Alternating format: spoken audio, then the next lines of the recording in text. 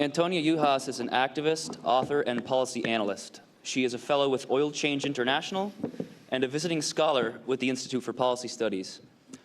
Her articles and opinion pieces appear regularly in newspapers, magazines, and online outlets, including the International Herald Tribune, New York Times, and Los Angeles Times. She is author of The Bush Agenda, Invading the World One Economy at a Time, and the forthcoming The Tyranny of Oil, the World's Most Powerful Industry, and What We Must Do to Stop It. She is also a contributing author to Alternatives to Economic Globalization, A Better World is Possible, and A Game as Old as Empire, The Secret World of Economic Hitmen and the Web of Global Corruption. Antonia, we had a little bit of a late start, and Louise just went a little bit over time, so I know we promised you 25 minutes. That's okay.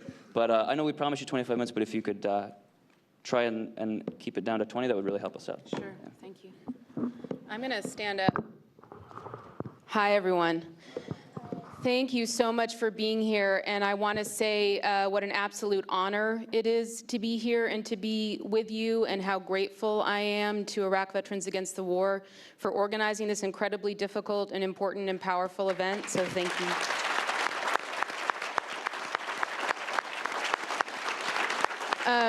And I'm deeply moved to be here, and the purpose of my testimony is to provide support to those brave soldiers who are here, those who are standing up against the war, those who are resisting the war, those who are taking action about and against the war, and to provide testimony that supports that activity and those positions. But also we were asked, very critically importantly, by the panel leader to make sure that we bring the lived experiences of Iraqis into this discussion and the impact on the ground of Iraqis.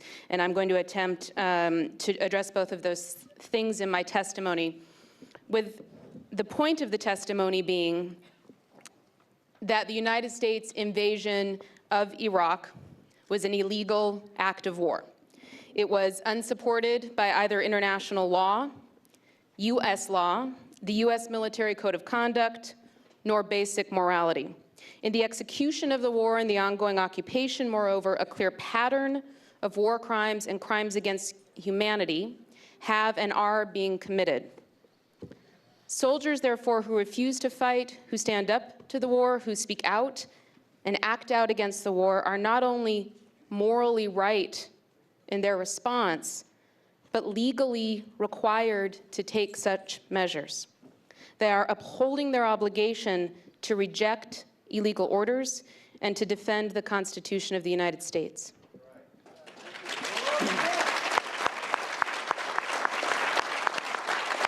I want to begin with a quick quote from Michael Schur. He was the CIA's former senior lead expert on al-Qaeda. He quit in protest of the actions taken by the Bush administration and has since written several critical books. I'm going to quote from one of those, Imperial Hubris. "The U.S. invasion of Iraq was not preemption. It was an avaricious, premeditated, unprovoked war against a foe who posed no immediate threat, but whose defeat did offer economic advantages." There are two areas in which I'm going to testify to of the illegality of the war. The first is the war's objective. The war's objective, there are certain areas, and I'm sure many of you could articulate these even better than I can. The international law does substantiate for one country initiating a war against another country. That list does not include seizure of another country's natural resources, nor does it include the hoped-for political, economic, and hegemonic gain that gaining control of those resources would grant a nation. I certainly do not stand as a minority person at this point in stating quite an obvious fact, which is quite obvious at this point and said by far more prestigious people than myself, that the war in Iraq was clearly a war launched and fought for and continued to be fought for oil. I think most famously now, Alan Greenspan, the ultra-libertarian Republican conservative former head of the Federal Reserve, who said in his memoirs, "I'm very saddened to say what everyone in Washington knows, which is that the war in Iraq is about oil." Now, some of you may have seen him retreat from those statements in the press after he made them in his memoir. That is because he was attacked from the right for saying the truth. Read his book. Actually, don't. It's 500 pages long. I read it. You don't need to read it. In the chapter in which he makes this statement, it is very clear that what he is saying is intended to be said. It was for him a statement of a no-brainer. It is obvious that this war is about oil. And oil, though, is not just about corporations. It's not just about the corporations who are pillaging, the corporations who are reaping profits off of the war, although it is definitely about them, and I'll get to them. Oil is not just about the corporations who take hold of the oil. Oil is also about the power that having that oil grants to the holdee. The country and the people that control the oil deny it to others who want it. They dictate terms on which it can be acquired. They gain the denial of that oil and the power that could be granted to the other people who want to hold on to that oil. And it grants regional and global power to those who control the oil, which is something that the Bush administration was very frank in its intent well before taking office in the intent of the war. Okay.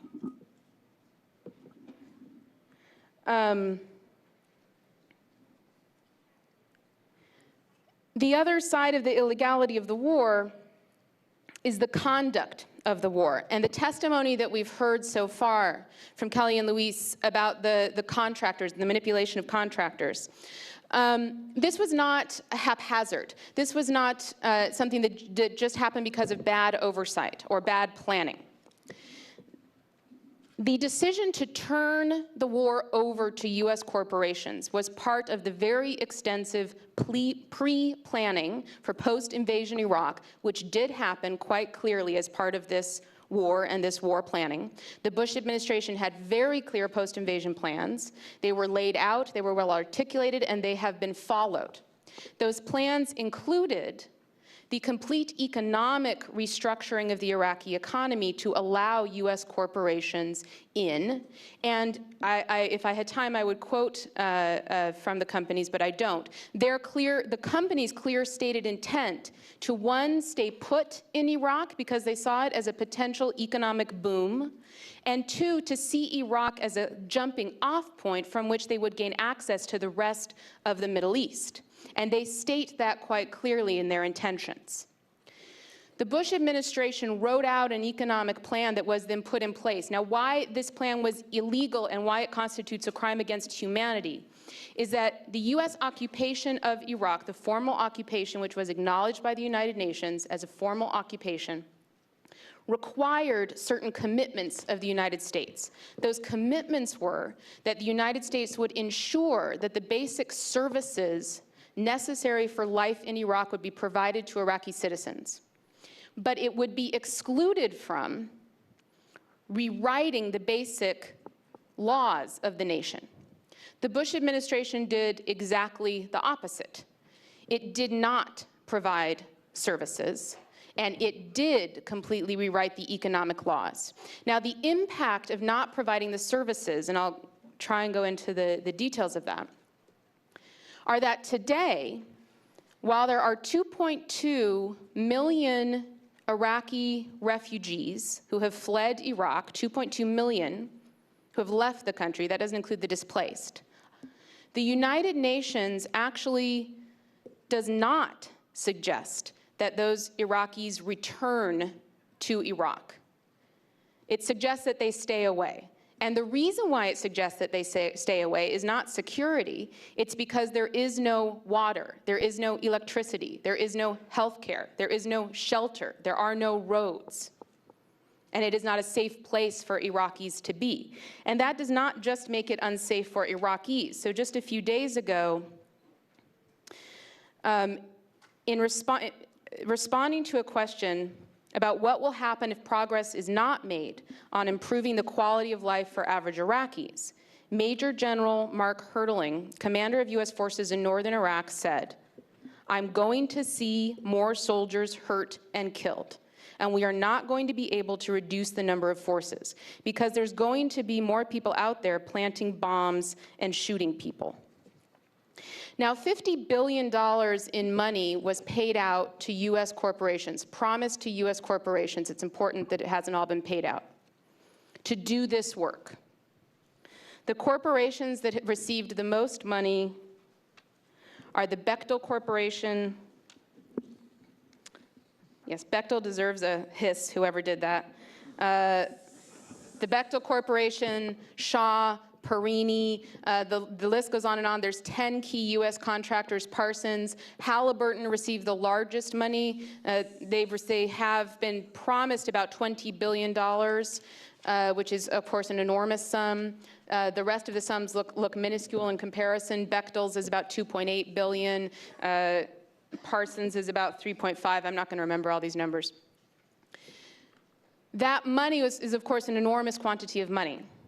The problem was that when these grants were given, first of all, Iraqis were, of course, overlooked. But not only were Iraqis overlooked, the entire structure of the economic reconstruction laid in place the results that we're seeing now. So one of the first acts of the US occupation government, led by Paul Bremer, was called the De-Baathification Order.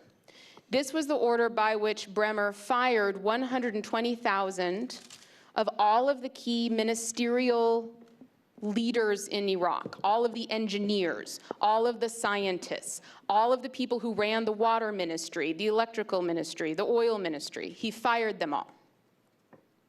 120,000 people.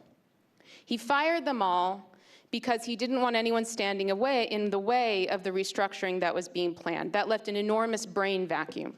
The next step that Bremer did was then to fire 500,000 Iraqi soldiers. Wait, yes, 500,000 Iraqi soldiers.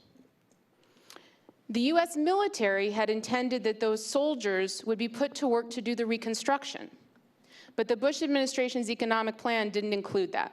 The Bush administration's economic plan was to bring in private contractors.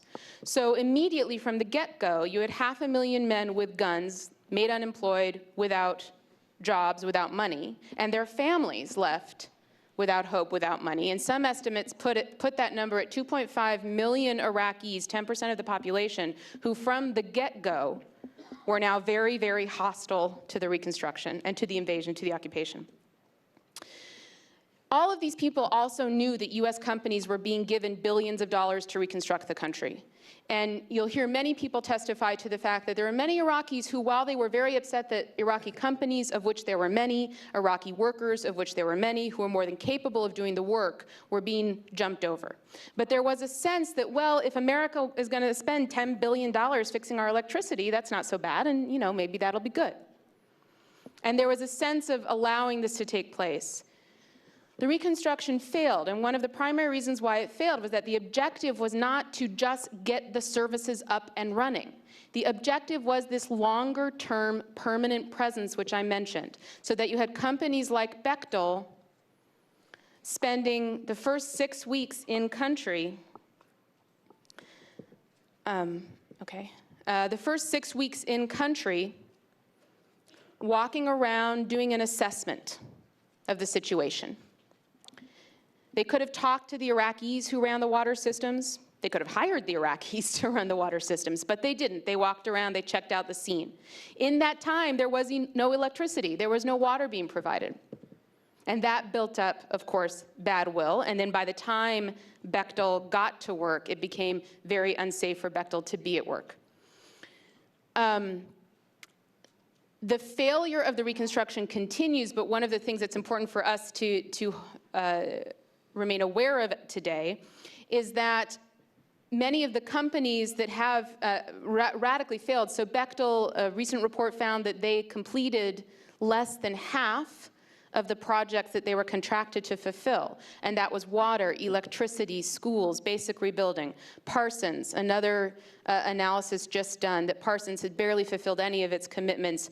Of the statistic that Luis gave, Parsons was hired to rebuild 150 primary health centers across the country. They built 34, and not all of them are even functional. But not all of that money has been paid out, and that's an area where we can take action.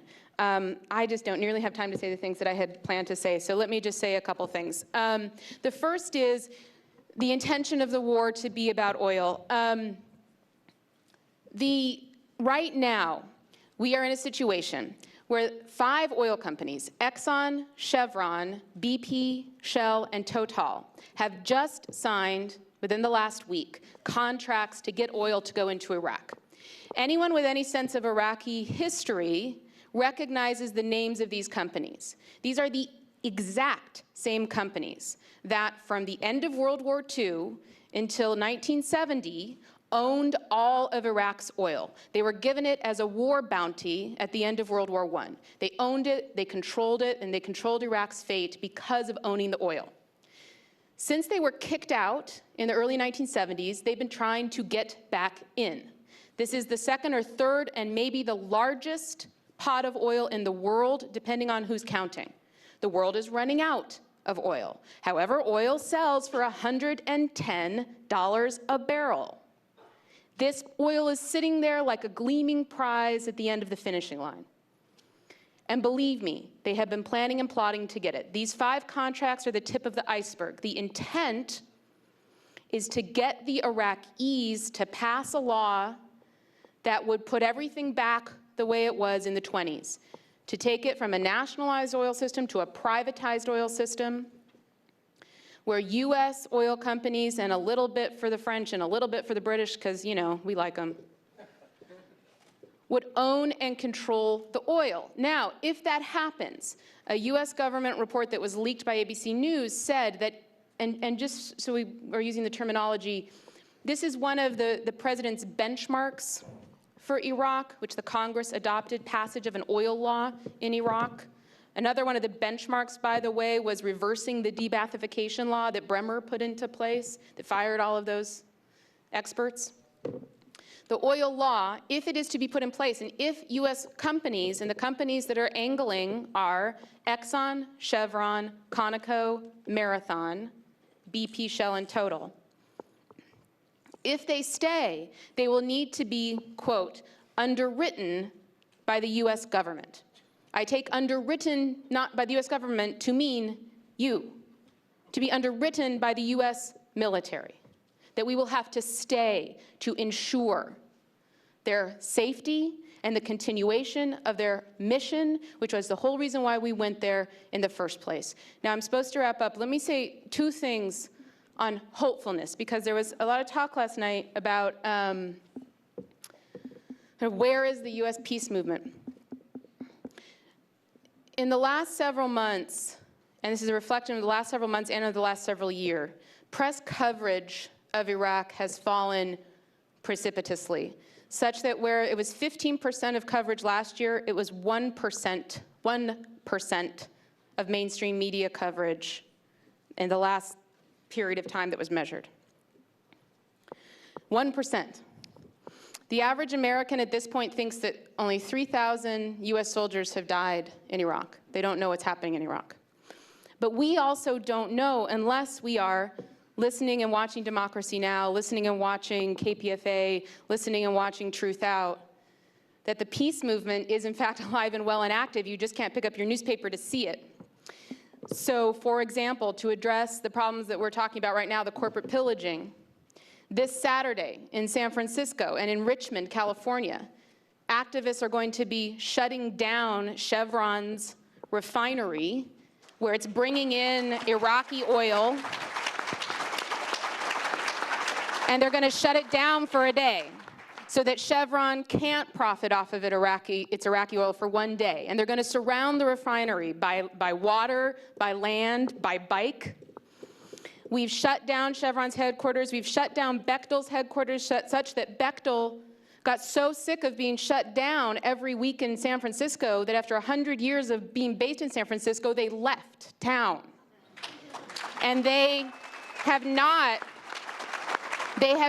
re-upped after their deep commitment. They wanted to privatize Iraq's water. They wanted to privatize Iraq's electricity. They wanted to stay there. They have not re-upped their contracts. They have not stayed because it was not in their interest to do so. The answer to all of this is, one, that there is activism and there needs to be more. Two, not that the US soldiers have to stay in Iraq to make sure that reconstruction happens. That's not what I'm saying. That Iraqis are more than capable of doing this work and having this money turned over, and that the most important thing is for the occupation to end, and all of the occupation to end, all of the contractors to leave, all of the companies to leave, all of the soldiers to leave, so that Iraqis can pick up the pieces for themselves. Thank you all very, very much.